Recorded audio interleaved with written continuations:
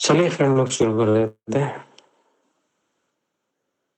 कल हम लोगों ने कहाँ तक कर लिया था? पहले तो मैं स्क्रीन शेयर कर दूं।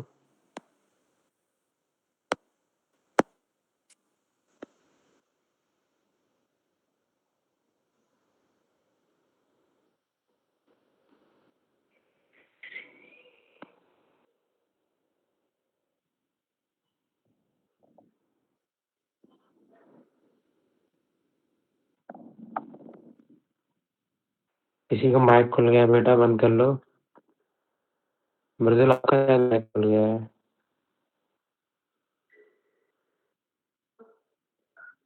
Okay okay okay.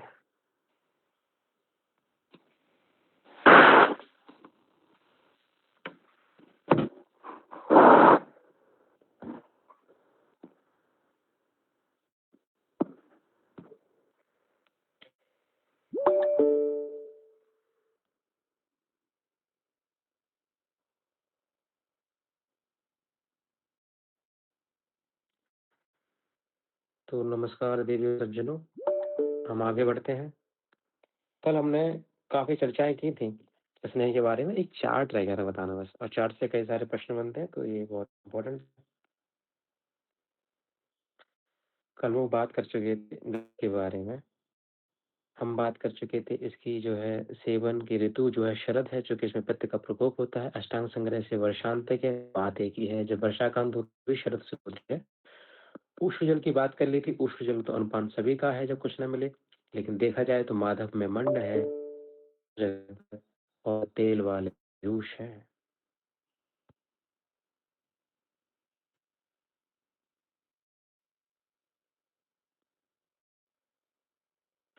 फिर हमने बात की थी कि ये वात पित्त शामक होता है, जबकि जनरली हम घृत को पित्त शामक जानते हैं, लेकिन यहाँ पर श्लोक में पित्त अनिल हरम दे रखा है, तो आंसर आपको बोथ लगाना पड़ेगा। पित्त शामक याद रखिए, घृत वाला।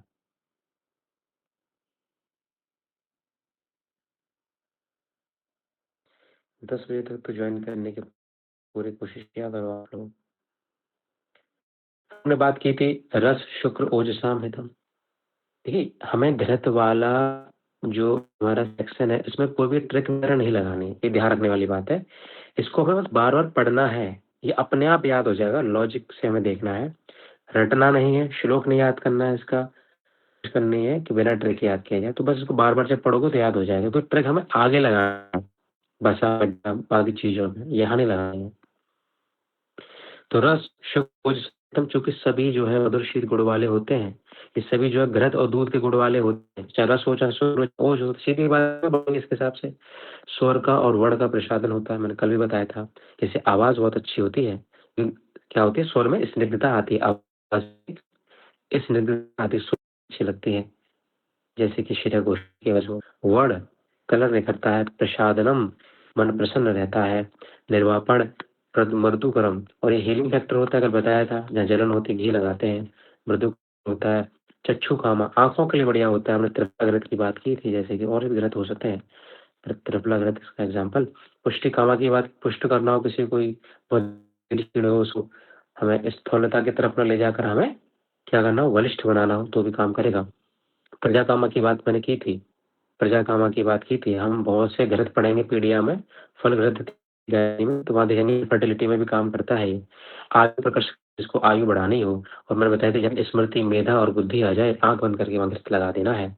हमने बात की थी दाह शस्त्र विष और अग्नि से कोई पीड़ित है तो वहाँ घृत ही काम कर सकता है, बसा मज्जा कुछ काम नहीं करेंगे। शिशु यहाँ पर हिंदी और विषार्थ का भी प्रयोग करते हैं। बुद्धि रह जाएगी तो घृत लगाना ही है। और मैंने बताया था कि विष से पीड़ित चाहे कोई भी हो,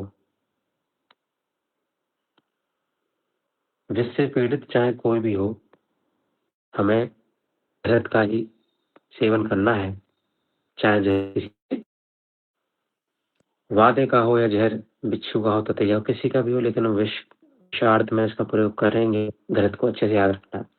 अब आते हैं हम तेल पर। पहले तो तेल के बक्से की बात की थी। तेल का बक्सा BKA यानी शामक। वात का शामक कौन है? तेल का बक्सा। हमने कल एक स्टोरी याद की थी। प्रावट ऋतु आ जाए तो भी आंसर ठीक करिएगा। यूष, देखो आपने देखा हो कई बार प्रावट आ जाता है, कई बार वर्षा आ जाता है ना। जब हम अष्टांग के तीसरे चैप्टर की बात करें तब तो डिटेल बात करेंगे। छोटी सी बात समझ लो कि जब भी हम ऋतुओं का विभाजन शोधन करते हैं, शोधन करने के रेफरेंस में, तो हम हमेशा प्रावट ऋतु की ही बात करते हैं। लेकिन जब हम ऐसे ही इसका जिक्र कर रहे हो चंद्रमास के अकॉर्डिंग, है ना, तो वो वहाँ वर्षा आ जाता है, प्रावट नहीं आता। जब कॉन्सेप्ट है, इसकी चर्चा हम बाद में करेंगे।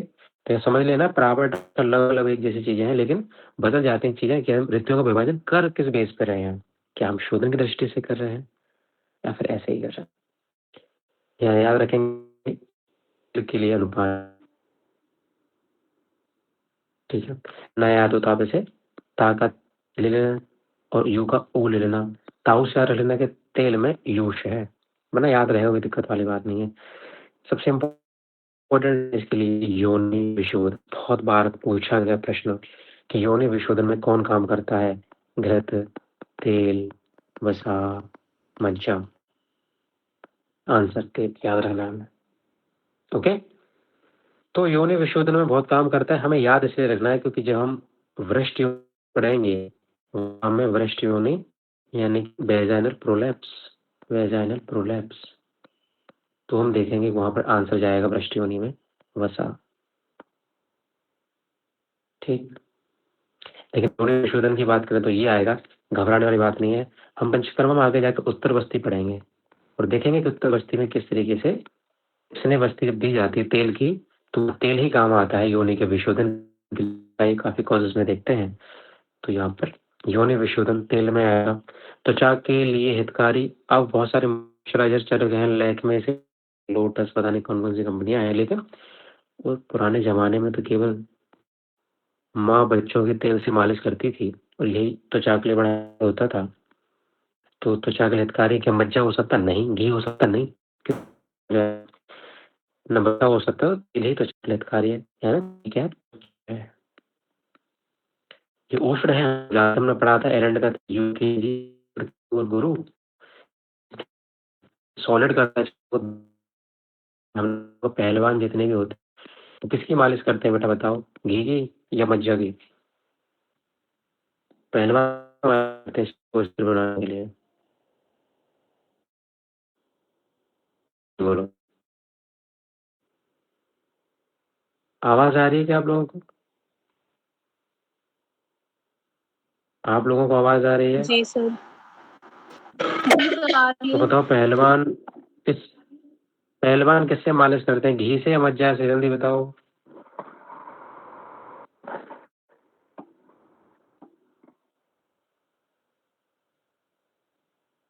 क्या ज्यादा कठिन प्रश्न पूछ लिया क्या मैंने? सर तेल से। हाँ, तेल से करते हैं, तो इसमें तो शर्माने वाली क्या बात है। तो इस में क्या आंसर लगेगा? हमसे तेल लगेगा। अब हमें याद रखना है क्रमी कोष्ठ और क्रूर कोष्ठ, ये सबसे इंपॉर्टेंट है। ये पूछा गया प्रश्न है कई बार, तो आपको याद रखना है ये बात। यदि किसी कोष्ठ में क्रमी हो गए हैं, बॉम्ब्स हो गए हैं किसी तरीके के, चाहे हो सकते हैं वो राउंड बॉम्ब हो सकता है या फिर और भी किसी प्रकार का कृमि हो सकता है, टेप बॉम्ब हो सकता है, तो हमें क्या यूज़ करना है? तेल ही यूज़ करना है। और इसको बस ऐसे याद रखोगे, आप बचपन से ही आप जानते हो, अभी पीडिया में भी पढ़ोगे कि जब छोटे बच्चे के एनल रीजन में बहुत ज़्यादा जो कल्लू इत्यादि होता है या फिर कृमि इत्यादि की उत्पत्ति हो जाती है, तो वहाँ पर क्या करते हैं? उंगली से तेल का मर्दन करते हैं। तो वहाँ पर याद रखना कृमि कोष्ठ में तेल यूज़ होता है। क्रूर कोष्ठ में जब भी कॉन्स्टिपेशन होगा, किसी का अगर कोष्ठ क्रूर है, कुछ भी खाता है तो मोशन नहीं होता है, तो ऐसे में क्या करते हैं? उसे तेल पिलाते हैं। क्या एरंड घी पिलाते हैं क्या एरंड तेल पिलाते हैं? बताओ। तेल पिलाते हैं, तो तेल ही आंसर जाएगा। क्रूर कोष्ठ में भी तेल आंसर जाना है, कृमि कोष्ठ में तेल। हर लाइन में एक एमसीक्यू है और हमें उसी दृष्टिकोण से पढ़ना है इन चीज़ों को, कि हम सॉल्व कर पा रहे हैं कि नहीं कर पा रहे हैं। फिर आता है नाड़ी व्रण। नाड़ी व्रण, व्रण माने तो आप लोग जानते हो वुंड होता है। नाड़ी होता है एक ट्रैक, ठीक है? यानी जब यहाँ पर मान लो घाव हुआ, ये मान लो कोई हमारा स्ट्रक्चर है और यहाँ पे मान लो यहाँ बोलते हैं, और यहाँ पे मान लो हमारा कोई घाव हुआ, तो ये घाव क्या है, कई बार अंदर की तरफ रास्ता बना लेता है, कई बार इसकी जो है दूसरी तरफ भी ओपनिंग बन जाती है और यहाँ से होते हुए यहाँ से जो है पस निकलने लग जाता है, ओपन एंड भी होता है इसका। तो इस तरह के व्रण को कहते हैं नाड़ी। यानी व्रण तो है लेकिन नाड़ी बना रखी है इसने, एक ट्रैक बना रखा है, एक रास्ता बना रखा है, साइनस बना रखा है। तो इस बात को हमें याद रखना है। तो इसमें भी क्या करते हैं कि हम तेल को गर्म करते हैं, खौला लेते हैं और इस तेल को इसमें डाल देते हैं, जिससे सारा इन्फेक्शन खत्म होकर इधर से निकल जाता है और ये हील कर जाता है। जब इन्फेक्शन खत्म हो जाएगा तो हील कर जाएगा। तो नाड़ी व्रण में कौन काम करता है? यही काम करता है। बस आप इमेजिन करते हो क्या घी काम कर सकता है? बिल्कुल नहीं कर सकता। क्या वसा बच जाए ना, तेल ही काम करेगा। तो नाड़ी व्रण में क्या आंसर जाएगा? तेल आंसर जाएगा। फिर बात करते हैं प्रबुद्ध श्लेष्म मेद, जिनके शरीर में श्लेष्मा और मेद बढ़ गया है, कफ और मेद मोटापा बढ़ा हुआ है, वो लोग क्या कर सकते हैं? सीधी बात है, इन सब में उष्ण कौन है? तेल है। तो तेल ही इन चीजों को ठीक कर सकता है, गला सकता है फैट को। तो यहाँ पे क्या आएगा? ये श्लेष्म मेद ही आएगा। अब यहाँ पे हमें एक बात समझने वाली बात है, समझ हम कितना भी लें, जब हम 3 घंटों बैठे होते हैं एग्जाम में तो थोड़ा सा कंफ्यूजन होना शुरू हो जाता है और हमें समझ में नहीं आता कि आंसर क्या लगाया जाए। तो ऐसी चीज़ों से बचने के लिए हमें याद रखना पड़ेगा, यहाँ पर प्रबुद्ध श्लेष्म मेद है, यहाँ पर निष्पीत कफ मेद है। अब कंफ्यूजन हो सकता है किसमें क्या था, किसमें क्या था। तो यहाँ पर निष्पीत का मतलब होता है कि जिसके कफ और मेद छीड़ हो गए हों, कम हो गए हों, और यहाँ पर बढ़ गए हों। बढ़ गए हों तो क्या लगाना है? उष्ण। और कम हो गए हो तो क्या करना है? वसा का, फैट का यूज करना है, जिससे कि जो व्यक्ति क्षीण हो गया है, जो व्यक्ति पतला हो गया, दोबारा से मोटा हो जाए। तो वैसे तो कॉन्सेप्ट के हिसाब से आप याद रख पाओगे, फिर भी थोड़ी सी और कंफ्यूजन हो जाए, मतलब श्लोक ही आ जाए, श्लोक ही भूल जाओ कि निष्पीत का मतलब क्या था, इसका मतलब क्या था। तो ये आपको याद रखनी है। मैंने आपको एक चीज बताई थी, भी हम साथ पढ़ेंगे तो हम उसको दिमाग में रखेंगे। सुअर को। है ना, सुअर को रखेंगे। तुम तो सुअर बोल रही हो, तुम्हें जहन्नुम जाना है क्या सुअर को बोलने में? तो मैं क्या कह रहा था, आपको सिर्फ इतना याद रखना है। हाँ कि हाँ, अगर हम इसको ऐसे मिला के देखें, प्रबुद्ध का हम प्रा ले लें, श्लेष्मा का हम का ले लें, श्लेष्मा को क्या बोलते हैं? हम कफ भी तो बोलते हैं ना, श्लेष्मा को हम लोग कफ भी तो बोलते हैं। प्रबुद्ध का प्र ले लिया, कफ का हमने यानी श्लेष्मा का कफ ले लिया, का ले लिया, और मेद का हमने मां ले लिया, तो हम यहाँ रखेंगे प्रकम्मा। ये देखो लिखा हुआ है प्रकम्मा। मुझे बताओ कि तेल पहले कैसे निकाला जाता था? आपको याद है तेल पहले कैसे निकाला जाता था? एक ऐसे कुछ मशीन होती थी बीच में, यहाँ पे जो स्टोर होती रहती थी, एक इस तरह से लीवर मान लो, जो भी मान लो, और 2 बैल यहाँ पर चलते रहते थे, और तेल यानी कि जब ये बैल परिक्रमा लगाते थे तब तेल निकलता था। कोलू, आपने एक ब्रांड का नाम भी शायद है, कोलू बैल तेल, ऐसे कुछ नाम है ब्रांड का, याद है आप लोगों को? बैल कोलू आई थिंक। जल्दी बताओ, मुझसे कोऑर्डिनेट करो तो समझ जी में सर। आएगा। तो हमें जी याद सर। रखना, तो हमें याद रखना है, जब भी प्रकम्मा हम पढ़ेंगे ना, प्रकम्मा, प्रवर्त कफ और मेद, प्रकम्मा पढ़ेंगे, हमें याद रखना है प्रकम्मा कौन करता है? बैल करता है, जिससे क्या निकलता है? तेल निकलता है। तो इसका आंसर तेल लगाएंगे, और वैसे तो हमें याद हो ही जाएगा, क्योंकि जिसका मेद बड़ा और कफ बड़ा हुआ उसको कौन ठीक कर सकता है? तेल ही कर सकता है। और निकम्मा कौन है? निकम्मा मतलब निष्पीत। नी माने निष्पीत और का माने कफ और मा माने मेद। निकम्मा कौन है? आप लोग जानते हो निकम्मा कौन हो सकता है? कहते नहीं है, एक दिन भर पड़ा रहता है, इसकी तरह ये है। तो आपको इस तरह से 2 चीज़ें याद रख लेनी है, तो आपका क्वेश्चन कभी गलत नहीं होगा, और अगर गलत होता है तो मात्र इसे संयोग कहा जाएगा। फिर है यहाँ पर कि जिसकी ऐसी अभिलाषा है कि उसकी स्किन सुलक्षण हो, पतली हो, चिकनी हो, ऐसी आकांक्षा जो रखता है वो क्या लगाए? तेल लगाए। उसे तेल लगाना चाहिए। अब तो खैर बहुत सारी चीज़ें आ रही हैं, लेकिन फाइनली उसमें रहता तो स्नेहांशी है। तो पहले हम तिल इत्यादि का तेल लगाया करते थे, नारियल का तेल लगाते थे। तो सुलक्षण तनुत्व का आकांक्षित भी क्या होगा? यही होगा। यहाँ पर एक क्वेश्चन और बनता है, वो मैंने यही लिख दिया है कि जो वायु, जिन लोगों की वायु कफ और मेद से आवृत हो जाती है, हम आवरण पढ़ेंगे काय चिकित्सा में फाइनल ईयर में। इसमें तो खैर नहीं आ पाएगा, काय चिकित्सा में ही आता है। तो आवरण का पूरा चैप्टर वहाँ पढ़ेंगे कि जब वायु कफ और मेद से आवृत हो जाती है, तब वो निराग्नि श्वेत से ठीक होती है। निराग्नि श्वेत, हम अगले चैप्टर में श्वेत के 2 भेद पढ़ेंगे कि कैसे साग्नि और निराग्नि श्वेत, स्वेदन 2 प्रकार से किया जाता है। यानी कंबल ओढ़ के लेट जाना जिसमें आग प्रज्वलित नहीं हो रही, आग का कोई सपोर्ट नहीं, फिर भी पसीना-पसीना हो जाते हैं। वो भी क्या है? स्वेद है, लेकिन कैसा? निराग्नि श्वेत। तो कफ और मेद आवृत वायु निराग्नि श्वेत। मुझे छोटी-सी बात बताइए, मैं कोशिश करता हूँ समझाने की। अगर मैं कफ मेद आवृत वायु को मैं मेद कफ आवृत वायु लिख लूँ थोड़ी देर के लिए, है ना? तो ये हो जाएगी मेकअप। मेद कफ यानी मेकअप, ठीक है? मेकअप से आवृत वायु, मेकअप वायु। तो मुझे बताओ, किसी लड़की ने यदि मेकअप लगाया होगा, तो वो अग्नि के पास रहना चाहेगी क्या? कि अग्नि से दूर रहना चाहेगी? जल्दी बताओ मुझे, अगर मेकअप लगाया हुआ है तो। अग्नि से दूर से। दूर रहना चाहिए, वरना पसीना-पसीना हो जाएगा, मेकअप धुल जाएगा, सच्चाई सामने आ जाएगी, लड़कों का भ्रम टूट जाएगा। तो ऐसा वो नहीं कर सकती चाह कर भी, तो दूर रहना पड़ेगा। मैं मज़ाक कर रहा हूँ, ठीक है? दिल पे मत लेना तुम लोग। तो इसलिए मैं याद रहना चाहिए कि मेद कफ आवृत वायु निराग्नि श्वेत, हमें आंसर टिक करना है। मैं समझाने के लिए बता रहा हूँ। मेरा मकसद है आपका एक-एक क्वेश्चन सही कराना, दैट्स इट। तो जैसे कि एक उम्र के बाद आप घरवालों के ताने इग्नोर कर देते हो, वैसे मेरे मज़ाक भी इग्नोर कर दिया करो। मेरा मकसद सिर्फ़ तुम्हें याद कराना होता है, किसी को ऑफेंड कराना नहीं। तो आगे बढ़ते हैं हम लोग यहाँ से। हमने तेल वाला निपटा लिया है। अब चलते हैं बसा पर, और बसा जब से मैं बताऊँगा और आपको दिमाग में एक चीज़ रखनी है। ठीक। माधव, वसंत, मंड, अनुपान है, उष्ण जल तो है ही ऑप्शनल। अब यहाँ से आगे चलते हैं।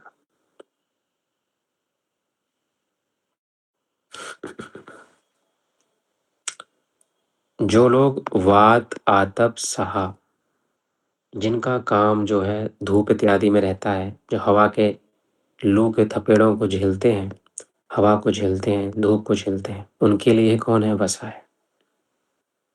जो सूअर की तरह काम करते हैं, कह सकते हैं, इनकी कोई लाइफ स्टाइल नहीं है। एक एग्जाम्पल तौर पे याद रखेंगे, वो भी कहीं भी घूम लेता है। तीव्र अग्नि, कि अग्नि बहुत तीव्र है, जैसे सब कुछ पचा सकता है, जो वो बसा ले, सूअर की चर्बी खाए तो काम बन जाएगा, वरना सब बाकी सबसे तो पेट भरने वाला है नहीं उसका। भ्रष्ट योनि, यहाँ वृष्ट वर्ण जो है, देखो मैं इसलिए बस इसको अलग अलग कर रहा हूँ। यहाँ योनि विच्छोदन था, एक सिंपल चीज है, उत्तर बस्ती में पढ़ेंगे तो याद हो जाएगा अपने आप, तो ये तेल से हो जाएगा। लेकिन यहाँ भ्रष्ट योनि है, तो हम आराम से याद रख सकते हैं। जो इंसान भ्रष्ट होता है, तो क्या हम उसे ये भी कह सकते हैं कि नहीं कह सकते? बताओ मुझे, जल्दी बताओ।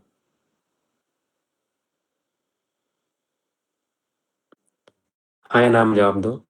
जो इंसान भ्रष्ट होता है, तो क्या हम उसे ये कह सकते हैं कि नहीं कह सकते? जी सर। जी सर। याद रखना है, मैं भ्रष्ट होने में बसा ही आएगा।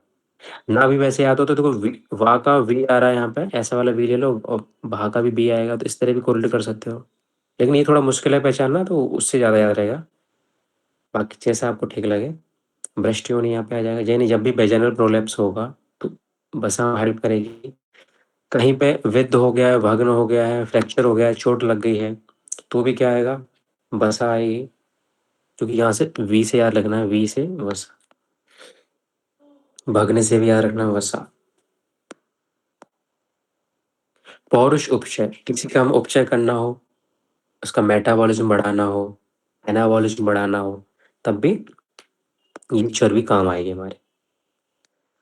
रोजा, शिरोरोजा, कभी आपने सुअर को चिल्लाते हुए देखा है? जी सर। किसी और ने भी देखा है? जी सर। देखो, जिसने देखा है वो सब जानते हैं कि जब वो चीखता है ना, तो अच्छों के सिर में दर्द होना शुरू हो जाता है ना? तो इसलिए हमें याद रखना है कि जब भी सूअर चीखेगा, बहुत बुरी तरह चीखता नहीं, अगर पता हो किसी को यूट्यूब करके देख लेना, तो शायद मालूम पड़ जाएगा। कर्ण रोजा हो जाएगा, शिरो रोजा हो जाएगा। मैं बस याद कराने के तरीका बता रहा हूँ आपको कि कर्ण रोजा में, क्योंकि अभी यहाँ सामने है तो सब कुछ ऐसा लग रहा है जैसे याद है हमें, लेकिन जब हम एग्जाम में बैठते हैं ना, तो सब गड़बड़ होने लग जाता है। अच्छा, इसमें मज्जा था, गिरत था, क्या था यार? तो बस याद रखना इन चीज़ों को कि जब भी सिर दर्द और कान में दर्द हो जाए, किसी की आवाज़ सुनकर तो सूअर याद आना चाहिए हमें। किसी का अग्निबल बहुत ज़्यादा, अच्छी बात है यार। इसकी अग्नि तेज हो, बहुत ज़्यादा अग्निबल हो, सूअर ही बचा सकता है केवल। शुष्क रेतो रुधिर, ठीक है? जिसका रेतस यानी कि शुक्र और रुधिर, रक्त जो है सूख गए हो, इतना कमजोर हो गया हो, तो वो सूअर खा के ठीक हो सकता है। इतना पतला हो गया हो तो शुष्क रेतो रुधिर, जब याद रखना, हमने यहाँ पढ़ा था रस शुक्र ओजसा महतम। रस शुक्र और ओज को बढ़ाने वाला कौन है? तो याद रखना, इसका तुल्यधर्मी घृत होता है। घृत के भी गुण ऐसे ही होते हैं, स्निग्ध गुरु शीत इत्यादि। तो यहाँ पे याद रखना हमें, ये शुक्र रेतो रुधिर, अगर रुधिर और शुक्र या रेतस शुष्क हो गया, सूख गया है, तो हमें वसा का सहारा लेना पड़ेगा। उसके बाद देखो, फिर से एक रुझा आ रही है। जहाँ भी रुझा वाला वर्ड आएगा, हमें सूअर को ही दिमाग में लाना है और वसा टिक करके आना है। अस्थि, संधि, सिरा, स्नायु, मर्म, कोष्ठ, महारुजा। बस महारुजा जरूर देगा एग्जाम में। महारुजा से पकड़ना, जहाँ जहाँ रोजा आ जाए आपकी, जहाँ रोजा आ जाए वहां बस उस दर्द को याद रखना, कौन दर्द से चीख रहा है। ठीक है? और सूअर आप लोग जानते हैं हम लोग कितना अत्याचार करते हैं सूअरों पर, बड़े का छोटे का आप लोग जानते ही होंगे। तो वो बहुत चीखते हैं उस समय। यही वजह है कि मैं नॉन वेज नहीं खाता। व्यायामे च ईष्यते वसा, कि जो व्यायाम करने वाले लोग हैं, जो एक्सरसाइज करते हैं, तो वा से व्यायाम, वा से वसा। एक बार और देखो, देखो, वा से वात आतु सातु, वा से विद्ध देखा था हमने। ओके, वा से हमने व्यायाम देखा है, और बाकी जितना भी रुझा वाला है वो है। एक वृष्टियों ने बताया दिया, वृष्ट आदमी को हम ये भी कह सकते हैं। अब मुझे बताओ, यहाँ से कोई भी क्वेश्चन आ जाएगा? अच्छा, यहाँ एक और है, निकम्मा तो बता दिया था कि निकम्मा भी क्या कहलाता है? यही कहलाता है। तो अब आप मुझे बताइए कि यहाँ से कोई भी क्वेश्चन आ जाए, कोई भी शब्द रख दे, क्या आप कंफ्यूज हो जाओगे? नहीं सर। तो मुझे बताओ, कृमि कोष्ठ वाले व्यक्ति के लिए क्या सही रहेगा? घृत, तेल, वसा, मज्जा? तेल। अच्छा, त्वचा हेतु कौन हितकारी है? तेल। तेल। तेल। अगर किसी की अग्नि बहुत बड़ी हुई है तो उसके लिए क्या ठीक है? वसा। वसा। वसा। चलो, वेरी गुड। ये लड़के क्यों नहीं आंसर दे रहे हैं? अब हम आखिरी चीज समझ लेते हैं, मज्जा। मज्जा, बोन मैरो। बोन मैरो ही दिमाग में रख के हमें याद करना है। ठीक है?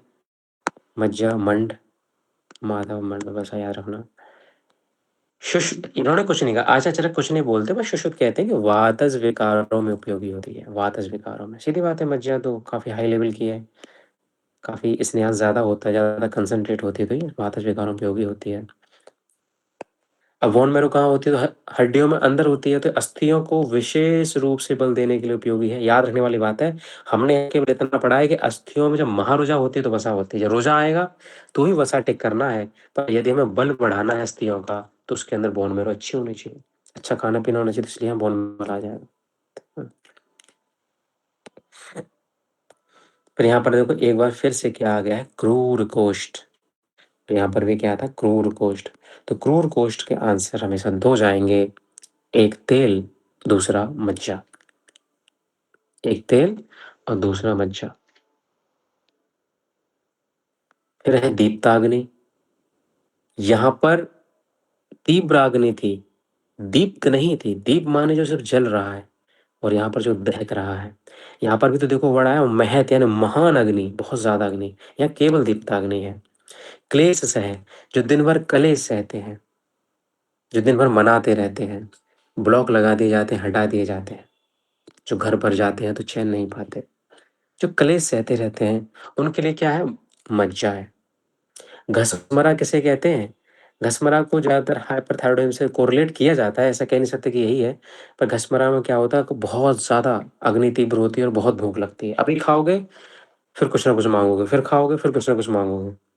यानी कि जैसे किसी शादी में इंसान जाता है और वहाँ पर हर बुफे को स्वीकार कर लेता है, स्टार्टर हो चाहे मेन कोर्स हो, सब खा जाता है। घर में 2 रोटी खाता है, लेकिन दावत में सब खा जाता है। कुछ ऐसी हालत हो जाती है उसकी कि उसे पता है कि दावत आज है, कल मिले ना मिले, तो इंसान घसमरा हो जाता है वहाँ पे। 15 दिन का खाना अकेला खा जाता है 1 दिन में। तो घसमरा याद रखोगे। इसके लिए एक ट्रिक याद रखना है। क्रूर दीपा, क्रूर दीपा मजा लेती है बट घोर क्लेश सहती है। ठीक है? क्रूर दीपा मजा लेती है बट घोर क्लेश सहती है। जैसे कोई व्यक्ति है किसी टॉक्सिक इंसान के जंजाल में फंस जाए। एक बीमारी होती है नार्सिसिज्म, आपने पढ़ा है इसके बारे में? किस किसने जी पढ़ा सर। है ना? क्या खासियत होती है बेटा, बताओ उसकी? सर मतलब अपने बारे में ज्यादा हाईली सोचता है, मतलब दूसरे को कम तक सोचता है। हाँ, अपने बारे में ज्यादा सोचता है, तो इसको तुम कहीं और नाम भी दे सकते हैं, सेल्फ सेंटर्ड बोल सकते हैं, सेल्फ ऑब्सेस्ड बोल सकते हैं, है ना? तो ऐसा ही कुछ होता है कि वो जो ऐसा पर्सन होता है, तो उसको ये लगता है कि पूरी दुनिया ना उसके लिए ही बनी है, उसके आसपास ही घूम रही है, जो कुछ हो रहा है उसके लिए हो रहा है, उसके रहने से ही फर्क पड़ता है सब कुछ। ऐसा व्यक्ति की सबसे गंदी आदत ये होती है, ना तो वो जीने देता है और ना मरने देता है। ना तो आपको चैन से अपने पास जीने ही देगा, और जैसे ही आप कहोगे नहीं यार इसको छोड़ देते हैं, बहुत हो गया, तो ऐसी हरकत करेगा कि यार इसको मेरी बहुत ज़रूरत है, इसको अभी नहीं छोड़ सकते। मुझे आप ऐसे ही मान लो किसी टॉक्सिक इंसान के रिलेशन में कोई चला जाए, बहुत अमीर हो, हर ख्वाहिश पूरी करता है, लेकिन हर बात पे ताने मारता है। खाना ज़रा-सा गंदा बना दो तो प्लेट फेंक देता है। पर शाम को आके वो सॉरी भी बोल देता है रात को आके, और ख्याल आई लव यू बोल देता है। सुबह उठता है तो फिर चीखना शुरू कर देता है। बड़ा मुश्किल हो जाता है। तो याद रखना, दीपा दीपा क्रूर, मतलब क्रूर दीपा मज़ा लेती है बट घोर क्लेश सहती है। ये मज़ाक की बात नहीं है, क्वेश्चन ऐसे ही सॉल्व होते हैं एग्ज़ाम में, वरना सब गड़बड़ हो जाएगा। ध्यान रखना, तुमने नहीं याद रखा इन चीज़ों को तो। क्रूर माने क्रूर कोष्ठी है, दीपा से दीप्ताग्नि है, घोर माने घशमरा, कलेश सहती है, मज़ा माने मज्जा में है, ये सब किसमें है? मज्जा में है। इसका आंसर मज्जा जाएगा, इसलिए ट्रिक पूरी याद रखनी है। याद रहेगा ना? छोटी-छोटी मगर मोटी बातें हैं, इन्हें भूलना नहीं है। फिर एक हमारा ये वाला क्वेश्चन रह जाता है। यहाँ लिखा है बल, शुक्र, रस, श्लेष्म, मेदो, मज्जा, विवर्धनम, और ये कन्फ्यूज़ कहाँ से करता है इस वाले श्लोक से? हमें दिमाग में आता है अरे क्या लगाते हैं? ठीक है? तो यहाँ पर देखो ध्यान से, तो हम इसे असुर लिख सकते हैं, असुर। ओज, शुक्र, रस, ये किसमें है? घृत में। पहले असुर घी पीते थे, शराब तो बाद में पीना शुरू किए। चलो इसे छोड़ो, तो ऐसे ऐसे याद हो जाएगा। या तो ये वाला करते हैं। तो उसमें याद रखना, बसुर साले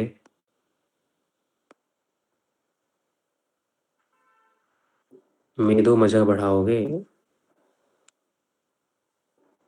बसुर, बल, शुक्र, रस, श्लेष्म, मेदो, विवर्धनम। तो चाहे तो आप मज्जा से पकड़ सकते हो, जहाँ मेदो मज्जा विवर्धनम आ रहा है, तो वहां पर भी मज्जा लगा सकते हो। या फिर अगर आप ये याद रख लोगे असुर से, तो आपको याद आ जाएगा कि ये वाला अगर असुर वाला घरत में है, तो रिमेनिंग किसमें बचेगा? मज्जा वाला इसमें बचेगा, मज्जा वाले में। तो इन दोनों को बस कंफ्यूज नहीं करना एग्जाम में, आपको पता होना चाहिए कि बसुर किसमें है, वसुर, और असुर किसमें है। वसुर मज्जा वाले में है और असुर घृत वाले में है। ओके? सर पूर्वांचल में बसुर किसी को बोलते हैं क्या? ऐसा कुछ ध्यान आ रहा है मुझे। क्यों आनंद? हाँ सर। किसे बोलते हैं?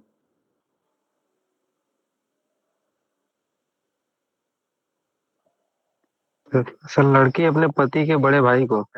जेठ को बोलते हैं। हाँ सर, हाँ सर। तो यार जेठ जेठ नहीं बनेगी। अगर बसुर जेठ को बोलते हैं तो मज्जा से कैसे कोरिलेट कर सकते हैं? ऐसे कर सकते हैं, देखो मज्जा से कोरिलेट आई थिंक, मैं थोड़ा सोच के देखते हैं अपन लोग। देखो, मज्जा में जा आ रहा है और जा से जेठ होता है, ऐसे कर सकते हैं। या ऐसे कर सकते हैं कि अगर थोड़ा कंसंट्रेशन की बात देखें तो घृत तेल वसा मज्जा में सबसे बड़ा कौन है? मज्जा ही है। तो ये जेठ हो गया इन सबका। तो भी आप बसुर से कर सकते हैं। मतलब कुछ ना कुछ दिमाग में बिठा के जरूर रखिएगा, लिख लीजिएगा अभी कॉपी पे, क्योंकि हम बहुत कुछ पढ़ने वाले हैं आगे, तो सब कुछ भूल जाएंगे। ये मत सोचेगा अभी तुम्हें सब याद है, क्या ही जरूरत है। कुछ ना कुछ पेंसिल से लिख लीजिएगा, इससे आपको रिवीजन के टाइम वो रिवाइज कर सकें चीज़ों को। ठीक है, तो बताइए यहाँ तक मसला समझ में आ रहा है? हम लोग आगे बढ़ सकते हैं क्या? जी सर। जी सर। अगर आपने ये सब समझ लिया है तो अब निश्चित रूप से एक बहुत बड़ा पोर्शन इस चैप्टर का हम लोग निपटा चुके हैं। आगे बस हमें बस कुछ मात्राओं वाले कॉन्सेप्ट और है जो थोड़ा सा मैं, बाकी चैप्टर निपट जाएगा फिर। चलिए आगे बढ़ते हैं फिर हम।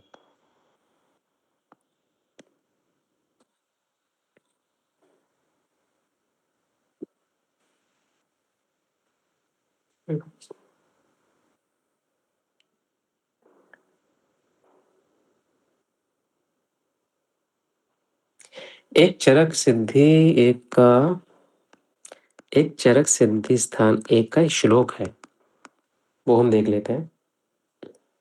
दिया है कि स्नेह के बारे में इसने मैंने कंपेल करने की कोशिश की है। स्नेहो अनिलम हंति। इसने क्या करता है? वात को हरता है। हमने पढ़ा है वक्सा होता है वात का शामक। स्नेहो अनिलम हंति मृदु करोति देहम। और देह को कैसा करता है? मृदु करता है। जब भी कोई भी स्नेह का पान करोगे तो ऐसा ही करेगा, या बाहर से भी अव्यंग करोगे तब भी अव्यंतर करो भाई, कैसी भी चिकित्सा करोगे तो ऐसे ही काम करेगा। मला नाम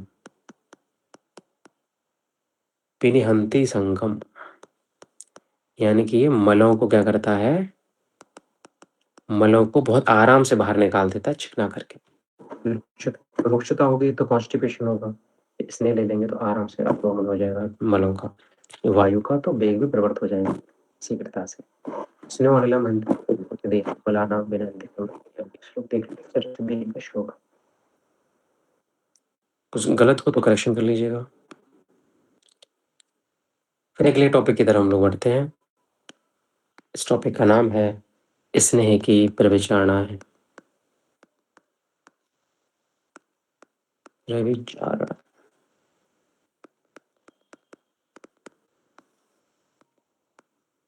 कौन बताएगा कि स्नेह की प्रविचारणा कितनी होती है? 24। है ना? पहला क्वेश्चन तो यही है और बहुत बार पूछा गया है, इजी कैटेगरी में आता है ये। वही वाला गाइड वाला क्वेश्चन जो बता रहा था, 35 क्वेश्चन सीधे गाइड से रिपीट होते हैं। तो वही क्वेश्चन है कि स्नेह की प्रविचारणा कितनी होती है? 24 होती हैं। प्रविचारणा का मतलब ये होता है कि जो व्यक्ति स्नेह को सीधे सीधे तौर पर नहीं ले सकते, उन्हें वो या तो पचा नहीं पाते, उनके शरीर का बल इतना नहीं होता है, या उन्हें अच्छा नहीं लगता है, अहृदय होता है उनके लिए, उनको भाता नहीं है, उल्टी हो जाती, महक आती है, ठीक है, घ्राणेंद्रियों से इरिटेट होती है, बहुत चीजें हो सकती हैं इस संबंध में।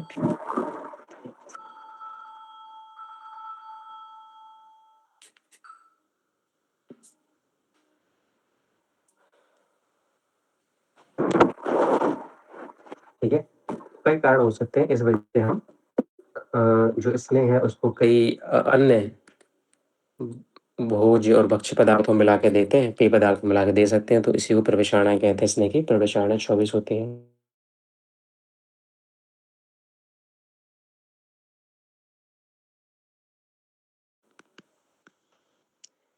स्नेह नित्य, जो रोज स्नेह लेते हैं तो उनमें सीधा सीधा घी क्या ही काम करेगा। मध्य नित्य, जो रोज माहौल बना लेते हैं। और स्नेह द्वेषी, जिनमें स्नेह से क्या है? द्वेष है, उल्टी आती है, घिन आती है, तो उनको किसी और चीज मिला के दे सकते हैं।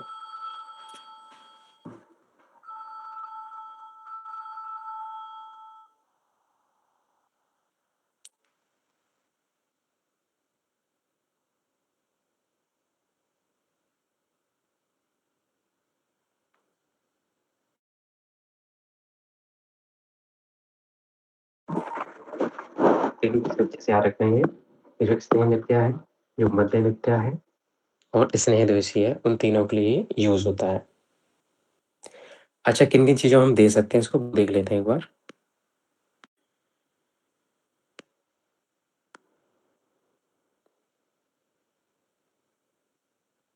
हम ओदन में दे सकते हैं चावल के साथ, कंडूश में मिला के दे सकते हैं, कर्ण तेल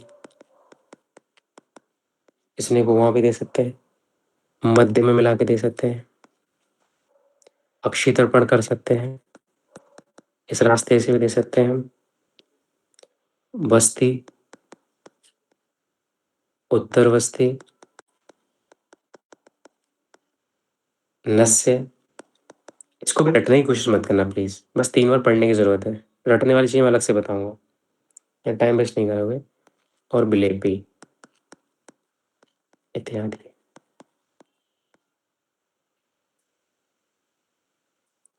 ये मुख्य मुख्य चीजें हैं जहाँ पर हम इसे मिला के दे सकते हैं। ध्यान से देखा जाए तो हम बस्ती उत्तर बस्ती में तेल देते हैं, बिल्कुल देते हैं साहब। लस्सी में देते हैं, बिल्कुल देते हैं। कर्ण तेल में देते हैं, बिल्कुल। अच्छी तर्पण, ये तो सब जानते ही हैं आप, इन्हें रटने की जरूरत है नहीं। हमें बस याद रखना है गंडूश, क्योंकि यहाँ पर ना आचार्य ने क्या किया है, कवल का प्रयोग नहीं किया। इसको आप अलग से लिख लीजिए, कवल नहीं बताया है, कहीं और लिख देता हूँ, रुको।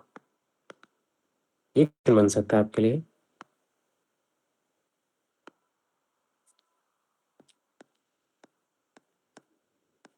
कवल नहीं बताया है। मुझे कौन बताएगा कि कवल और गंडूस में क्या फर्क होता है? आप बताओगे क्या मुझे?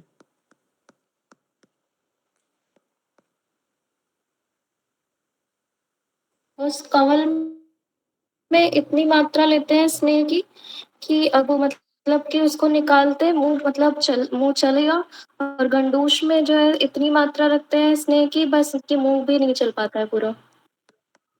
Very good. इसमें सुखम मुख जो संचारित होता है कवल वाला, और कौन गंडूश। जो संचारी होता है, जो मूव कर सकता है वो कवल है, जो न कर सकता है वो असंचारी कौन है? गंडूस है। सीधा सीधा रखिए, कुल्ला हम जब करते हैं तो पूरा मुंह बंद करके हिलाते हैं, तो कुल्ला से कवल याद रखना तो आपको रहेगा। तो याद रखिए यहाँ पर ना कवल मना किया है। आचार्य कह रहे हैं कि घी बड़ा अनमोल है, इसकी बेइज्जती नहीं करनी चाहिए, इसलिए घी से कुल्ला मना है। घी से कुल्ला करना मना है। बस मैं एक बात बता रहा हूँ याद कर, वो कैसे कवल नहीं था, गंडूस था, तो घी से कुल्ला करना मना है। घी की बेइज्जती, ऐसे याद रखना, ऐसे याद रखना तो याद हो जाएगा। कवल और गंडूस वाला कॉन्सेप्ट, ठीक है। आगे बढ़ सकते हैं हम लोग अब। आगे बहुत सी चीजें दी हुई हैं, आप जरा बुक से अंडरलाइन कर लीजिएगा उनको। जब हम बुक जब उसकी जो हम ये सारे नोट्स बना लेंगे इस चैप्टर के, तो एक बार बुक से रीडिंग लगाएंगे तो वहाँ बताएंगे। बहुत सारी चीजें दे रखी हैं इसमें, तो जैसे रस आ जाता है, मांस है, दूध है, दही है, यवागु है, सूप है, यूश है, शाक है, काम्बलिक काम्बलिक खंड, खड़ या खंड ऐसा कुछ है शायद, सत्तू है, तिल का कल्क हो सकता है, तिल की चटनी हो सकती है, तिल कल्क, लेह है, कोई भी चाटने वाली चीज, भक्ष्य है, चवा खाना, अव्यंजन है, अव्यंजन अंजन इत्यादि।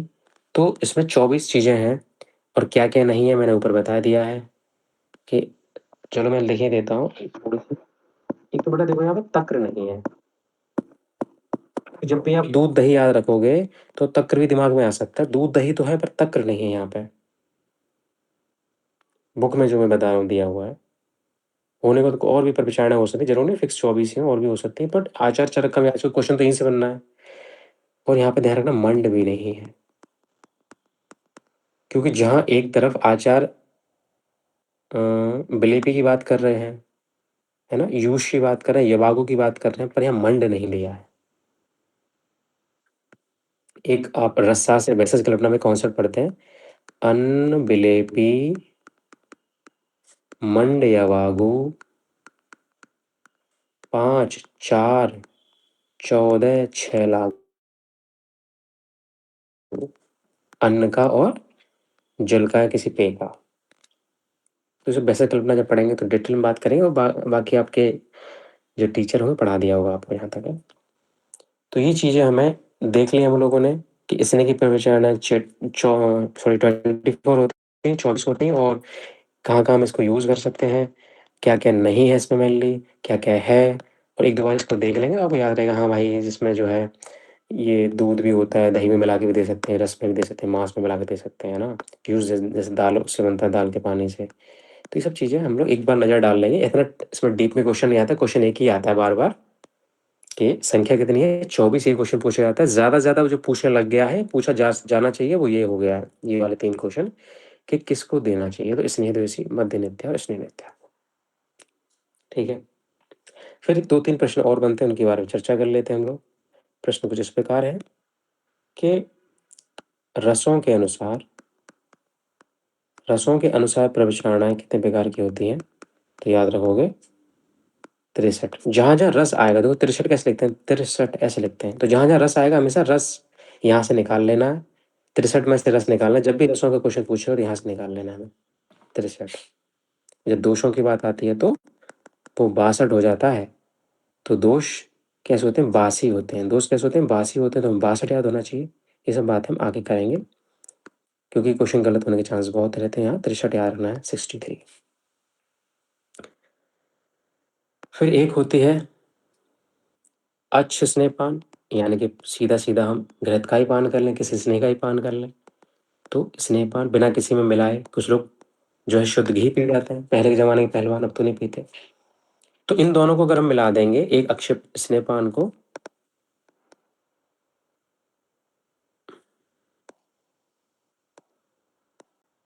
ये टोटल 64 हो जाएंगे। यानी कि दोनों को मिला के कुल वर्ड अगर वो दे देता है, कुल वर्ड, तो आपको 64 आंसर लगाना है। यदि रस के हिसाब से देता है तो आपको 63 आंसर लगाना है। ये 2 चीज़ें आपको ध्यान रखनी चाहिए। फिर हम बात करें तो याद रखना है हमें कि जो ये अच्छ स्नेहपान होता है, इसको हम मुख्य कल्पना भी कहते हैं। मुख्य कल्पना, कोई पूछ ले स्नेहपान की मुख्य कल्पना कितनी, तो एक, क्या, अच्छ स्नेहपान। इसको हम क्या बोलते हैं, प्राथमिक कल्पित भी बोलते हैं। प्राथमिक कल्पित, ये भी हमें ध्यान रखना है। इसके बारे में कुछ आचार्य कुछ बात कहते हैं, तो यहाँ पे याद रखना है कि जो आचार्य सुश्रुत हैं वो ये कह रहे हैं कि ये अच्छ स्नेहपान जो है वो समशीतोष्ण काल में पिया जाना चाहिए। और इस बारे में पहले बात कर चुके हैं कि जब भी अति उष्णता और अति शीतता की बात होगी तो वो निषेध हो जाएगा ऑटोमेटिक। इसलिए समशीतोष्ण काल, टेम्परेट की बात हो रही है, समशीतोष्ण काल में।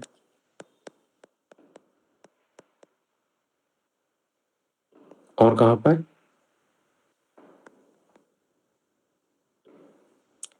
स्नेह साथ में लोगों को, कि जिन्हें स्नेह पहले साथ में होना चाहिए, पता बड़ा उल्टी हो जाए, कुछ गड़बड़ हो जाए। और क्लेश सह लोगों में, क्लेश सह लोगों में, ठीक है। तो अच्छे स्नेहपान कौन कर सकता है, डायरेक्ट घी कौन पी सकता है, किसी मिलाने की जरूरत नहीं है इन 3 लोगों में।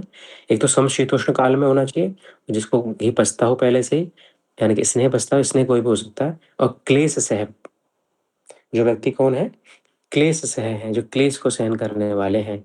लाइफ में बड़ी टेंशन है, बाहर भी देख रहे हैं, अंदर भी देख रहे हैं, इस तरह के लोगों में जो क्लेश सह रहे हैं दिन रात, क्लेश सह लोगों।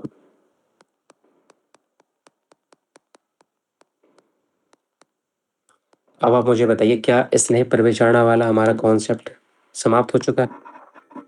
समझ में आ रही है? जी सर। ठीक, आइए एक मुद्दे को निपटाते हैं, लगे हाथ।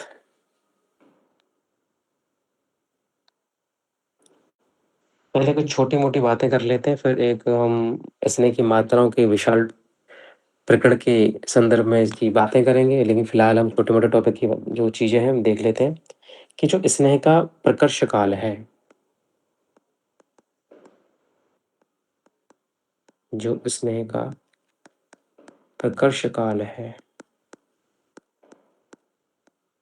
इतने दिनों में अपने लक्षणों को वो दर्शाने लगता है, तो वो मिनिमम जो है वो है 3 दिन। और किसमें है? तो ये है मृदु कोष्ठी में। मृदु कोष्ठी में, जिनका कोष्ठ मृदु है। मृदु कोष्ठी आप लोग जानते हो कि जो गर्म दूध पीते ही जिनको विरेचन हो जाते हैं, मृदु कोष्ठी है। जिसको पच जाता है वो कुल कोष्ठी है। और सर प्रकर्ष काल मतलब मतलब जब वो स्नेह के लक्षण दिखाना शुरू कर देगा। जैसे आप अपनी स्किन पर एक नाखून से, अपने हाथ पर नाखून से स्क्रैच करो, तो अगर रफनेस है तो मतलब स्नेह नहीं है बॉडी में। तो अगर घिरत पान कर रहे हो तो वो कह रहा है कि 3 दिन में कम से कम जब खींचोगे तो लाइन नहीं खींचेगी, वो ड्राइनेस नहीं दिखेगी। तो 3 दिन कम से कम लग जाते हैं मृदु कोष्ठी में, और मैक्सिमम 7 दिन लग जाते हैं किसमें? क्रूर कोष्ठी में। बोले अच्छा, और हमने 7 दिन के बाद भी दिए तो कहते हैं कि 7 दिन के बाद तो स्नेह 7 में हो जाता है, फिर उसको देने का कोई फायदा नहीं, फिर तो बॉडी को सूट करने लग जाता है। जैसे घर वाले कुछ दिनों तक टोकते हैं, बेटा पढ़ लो पढ़ लो पढ़ लो, पर जब नहीं सुधार होता 7 दिन तक तो वो 7 में हो जाता है। फिर तो इंसान एक कान से सुनता दूसरे से निकाल ही देता है। क्या ही फर्क पड़ रहा, खाना मिल ही रहा है, पैसे मिल ही रहे हैं, सब सही चल रहा है। ठीक है, इसलिए बहुत दिनों तक किसी की डांट को नहीं सुनना चाहिए, असर करना बंद कर देती है। बहुत ज़्यादा किसी की मोटिवेशनल वीडियो भी नहीं देखनी चाहिए, वो भी असर करना बंद कर देते हैं। तो कोशिश करना चाहिए, अगर ज़िंदगी में सुधार चाहते हो तो ये 2-3 दिन के अंदर उसका असर लाना शुरू कर दो। ऐसा नहीं कि फिर 15 दिन मोटिवेशनल वीडियो सुनते ही रहे कि अब इसकी एक बार पूरी बुक खत्म कर लूँ मोटिवेशन की या पूरा वीडियो, उसके बाद ही मैं ज़िंदगी में चमत्कार करके दिखाऊँ, ऐसा नहीं। साथ में हो जाएगा ना तब तक तो क्या ही, तो वो तुम्हारे लिए बुक की तरह, नोवेल की तरह काम करेगा। तो ऐसा यहाँ पर स्नेह की तरह, यहाँ स्नेह भी ऐसा ही काम करता है कि 7 दिन के बाद स्नेह 7 में हो जाता है। सारे प्रश्न बने हुए हैं पहले से, तो इन सबको आपको याद रखना है। चरक सूत्र 13 का एक श्लोक है।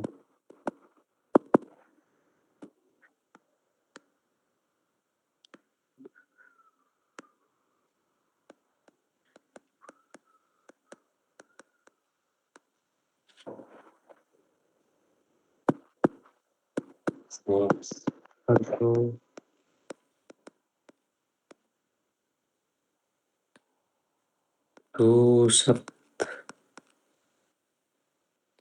रात्र तेरे रात्र को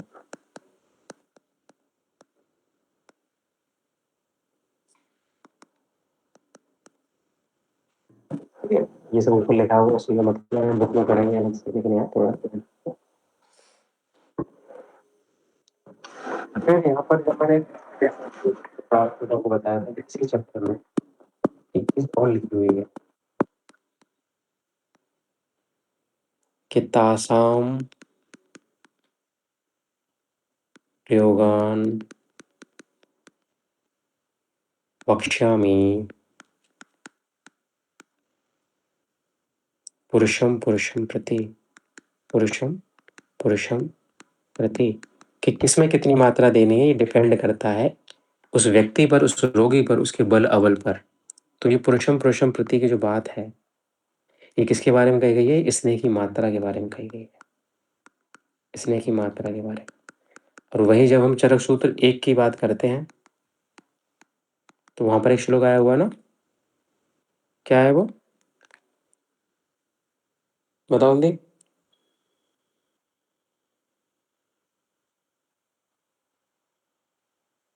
ध्यान आ रहा किसी को? पुरुषम पुरुषम भिक्षम करके श्लोक है ना, ध्यान करो। वो किसके बारे में कहा गया है? वो वैद्य के बारे में कहा गया है। असली वैद्य वही जो प्रत्येक पुरुष के अनुसार की चिकित्सा करता है, ना कि सबको एक जैसी औषधि देना शुरू कर देता है। बुखार आया त्रिभुवन कीर्ति, बुखार आया संजीवनी बटी, ना, उसकी प्रकृति देखो। वायरल है, वायरल लोड कितना है, वात कफस प्रकृति है या पित्तज प्रकृति है मात्र, उस हिसाब से डिसाइड करेंगे ना क्या देना है, क्या त्रिदोषज है। तो ये 2 श्लोक याद रखिएगा, बहुत पहले पूछे गए थे, अब तो बहुत दिनों से नहीं पूछा एनटीए में। जब पहले इंडिविजुअल एग्जाम होते तब पूछा करता था इस तरह के श्लोक कि पुरुषम पुरुषम प्रति कहाँ है, पुरुषम पुरुषम विक्षम कहाँ है। विक्षम मान होता है देखना, वक्षय मान होता है कहना।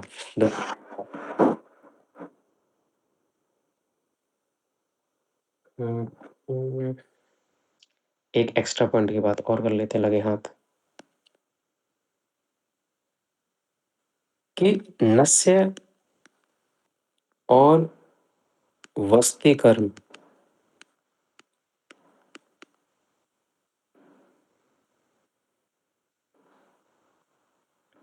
कर्म के पूर्व में तो हम स्नेह कर सकते हैं, परंतु नस्य और वस्ती के काल में जब चल रहा हो ये, तब स्नेह निषेध होता है। ये बात आप याद रखिएगा। ये बेटा वो प्रश्न है जो आपको ढूंढने से गाइडों में नहीं मिलेंगे, ये बड़े दीर्घकालिक अन्वेषण के पश्चात यहाँ डाले गए हैं नोट्स में, तो आप उनको थोड़ा सा देख लीजिए एक बार। जब टफ लेवल का क्वेश्चन बनेगा तो ऐसे प्रश्न डाले जा सकते हैं और आपको जीवन में कहीं ना कहीं सामना तो होगा इनसे। तो कब निषेध नस्य है? वस्ती के पहले तुम कर सकते हैं स्नेह, लेकिन जब चल रहा हो नस्य वस्ती का प्रोसीजर तब ऐसा नहीं करना है, उस दौरान ऐसा नहीं करना, उस समय काल में ऐसा नहीं करना।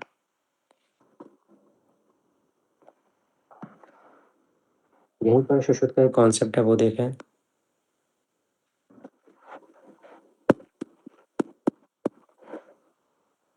तो सुश्रुत ने जो 3 और 7 का जो क्रम है वो ऐसे बताया कि जो क्रूर कोष्ठ वाला व्यक्ति है उसमें 7 दिन तक स्नेह कर लेना चाहिए, मध्यम वाले में 4, 5 या 6 दिन तक कर सकते हैं,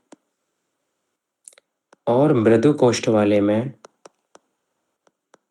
हम 3 दिन करेंगे। तो चरक की बात ऐसी की ऐसी रहनी थी, इन्होंने बस थोड़ा सा ये बदल दिया, बीच के दिनों को लिख दिया, इतना फर्क कर दिया सुश्रुत ने कि मध्यम कोष्ठ वाले में 4, 5 और 6 दिन बता दिया।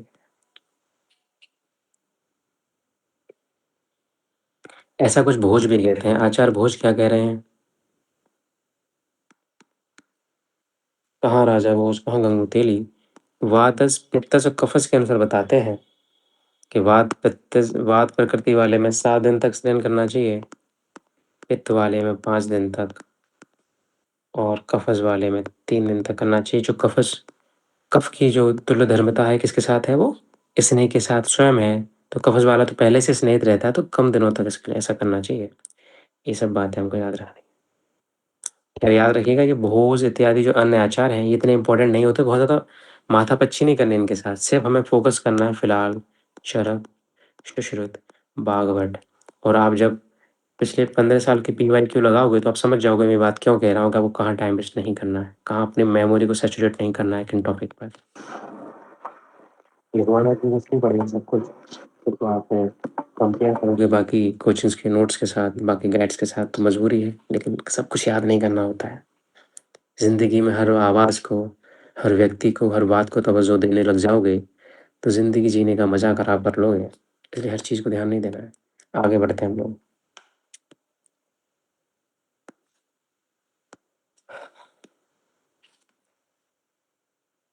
कि एक ये स्टेटमेंट का क्वेश्चन है ना, लिखना हो तो अलग से लिख लीजिए कि स्टेटमेंट का क्वेश्चन है कि साम पित्त में यदि पित्त के साथ आम का संलग्नता है, आम जुड़ा हुआ है, साम पित्त में कभी भी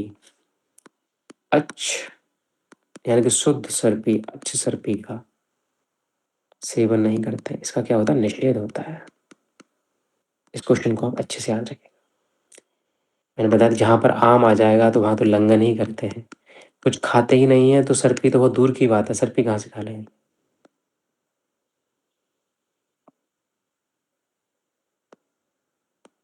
एक चीज और घृत के बारे में, घृत क्या है, पित्त की श्रेष्ठ औषध है, पित्त की ड्रग ऑफ चॉइस है, और खासकर शरद ऋतु में तो सेवन कराते हैं इसका हम शमन के लिए। बट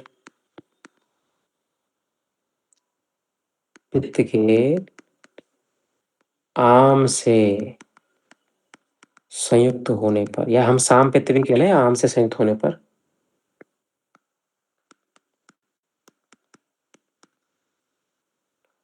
अच्छ सर्पी का प्रयोग नहीं करते। तो इसका एंसर रीजन का क्वेश्चन बनेगा यहाँ से, कैसे बनेगा? कथन ये देगा कि घृत पित्त की श्रेष्ठ औषधि है। कारण क्या देगा? इस कारण साम पित्त में अक्ष सर्पी का निषेध होता है। आंसर जाएगा बी, इस बार ए नहीं जाएगा। कथन और कारण दोनों सही हैं, मगर कारण कथन की पुष्टि नहीं करता है, तो आंसर जाएगा इसका बी। ठीक है, याद रखना इस बात को।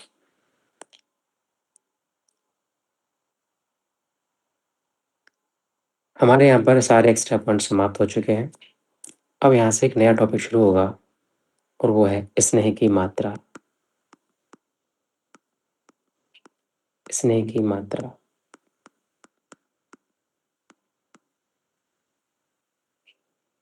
चीजों को हम हिसाब से पढ़ेंगे, समझ के पढ़ेंगे, क्योंकि हमें ध्यान रखना ये हमारा जो बैच है वो 2026 के AIA PGET के लिए है। तो हमारा लक्ष्य वही है। कोई भी व्यक्ति सीनियर आपकी नज़रों में हो जो इस अध्ययन का लाभ लेना चाहता हो, तो उसके आप जरूर रिकमेंड कीजिएगा इस क्लासेस को। बाकी आपकी तैयारी हो ही रही है। जिस स्पीड से पढ़ा रहा हूँ, जिस तरीके से पढ़ा रहा हूँ, आपको ये तो लग ही रहा है कि सिलेबस के साथ कंप्रोमाइज़ नहीं हो रहा है। ऐसा नहीं कि नीट की तैयारी चल रही है तो नीट PG की तो आपके साथ कुछ छोड़ा जा रहा है, ऐसा कुछ भी नहीं है। आपको क्वेश्चन बैंक भी लगवाई जाएगी, आपको नोट्स भी पढ़ाए जा रहे हैं, आपको बुक से पढ़ाया जाएगा, सब कुछ उसी तरीके से चलेगा। ठीक है, तो आपके लिए तो है ही है, लेकिन टारगेट इसका 2026 के लोग हैं तो वो आएंगे, ज़्यादा अच्छा लगेगा। बाकी कोई बात ही नहीं है। यहाँ से आगे हम लोग कल पढ़ेंगे, तो आज इतना ही रहने देते हैं। कोई प्रश्न पूछना हो तो बताओ।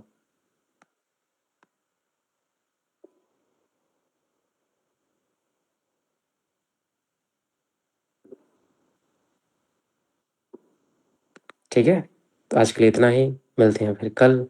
तब तक के लिए बाय। हाँ, एक बात पूछनी थी, एक बात भूल गया बोलना।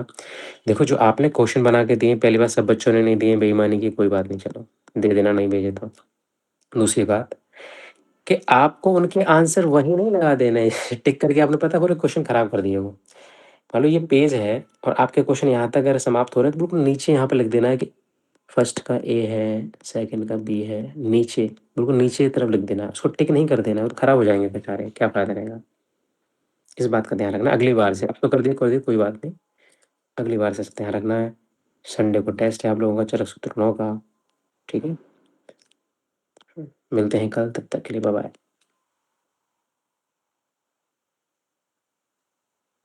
नमस्ते सर।